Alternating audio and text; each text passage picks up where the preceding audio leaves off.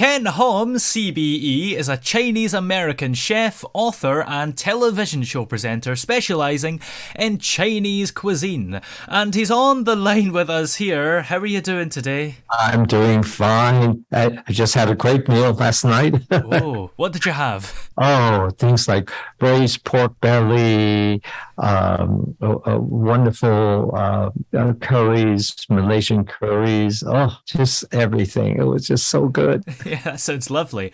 And a lot of people are going to like the sound of that because in Britain in particular, we have a bit of a love affair with Asian food, don't we? Yes, it's amazing how Asian food has really mesmerized this country. It's part of the DNA of, I say, British food now. It's integrated into people's lives, and young people grow up with it. They just love those kind of food, and you can go to supermarkets and find all the Chinese sauces, they're there. You don't have to go to a Chinese supermarket to get them.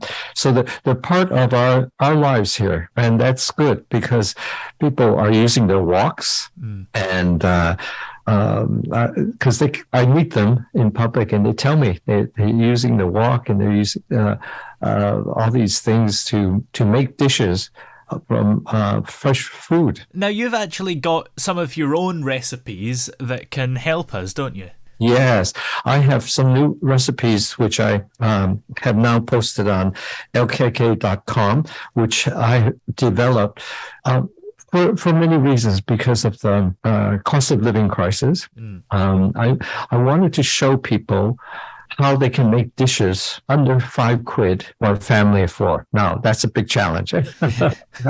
And I want to show them the ease and beauty of, for instance, using something inexpensive like cauliflower, how to make it savory with oyster sauce, the Lee Kum Kee oyster sauce, and to turn it into something mouthwater. Now, and under £5 for a family of four. I mean, that's pretty good. And it's healthy.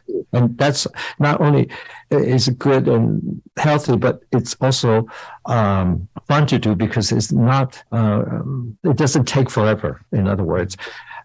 This is something, actually, people who have younger children, what I encourage them to do is to cook, get kids involved. And I do that with my grandsons, and they love it. They feel like they're part of it. And of course, I always like to push things that they wouldn't like to eat, like cauliflower. But see, if you cook it with them, then they'll love it because they participated in it. So these are hints that I've learned. Yeah. And it's also been revealed by the American Heart Association that eating a healthier Asian diet could lower blood pressure in just a few weeks. What is it about a healthy Asian diet that is so healthy? Well, number one, it's the cooking time. A lot of the Asian diet is heavy on vegetables. And that is really important. For instance, I'm Chinese. I grew up Chinese. I love meat, but I eat it in small amounts. So in other words, when you see one of my recipes on the website, you will see the amount of pork is not that huge compared to the amount of vegetables that's in it. So it's almost not like in this country where you have one big piece of meat and then the veggies are just a sideline. In this kind of Chinese cooking, vegetables take a prominent role in the dish. And that's also good for your budget because you went up using less meat, but you have enough meat.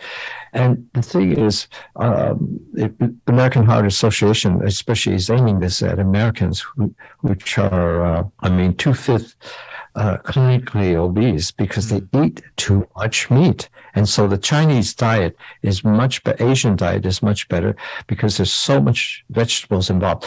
And the Asian diet is good because it expands the amount of the types of vegetables you eat.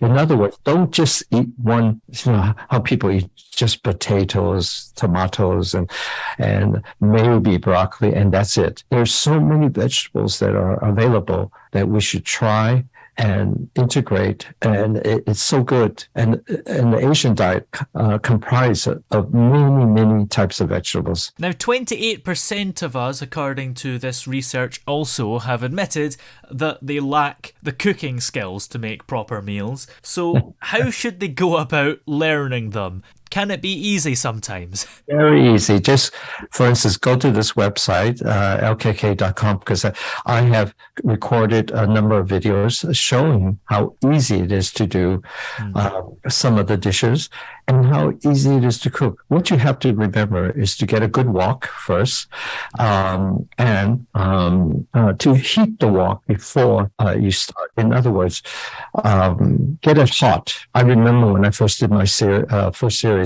they had to have 3 firemen on the they were going to blow up the studios. But don't worry. My mom used to do it. You put your hand over the wok, you feel it's hot, then you add the oil.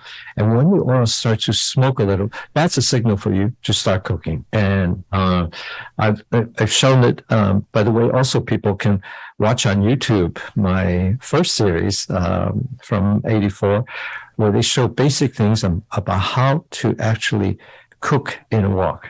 And once you learn how to do that, it takes literally minutes. And you can't believe how fast it goes. It's actually really fun. Yeah. Is there anything bad in the occasional takeaway treat, especially given that the most popular takeaways are probably Chinese and other Asian food? Yes.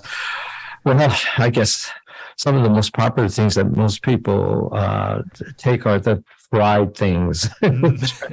No, I like fried things, but in moderation. And I mean, one of my favorite dishes is fish and chips, and it's fried.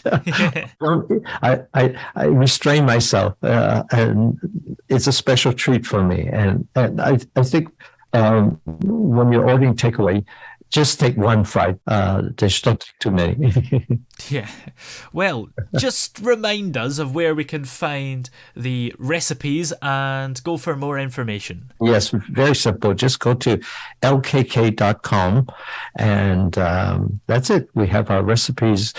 We have hints on how to do things, and there'll be videos, etc. And I wish all your listeners good health. Many thanks for joining us today. Thank you.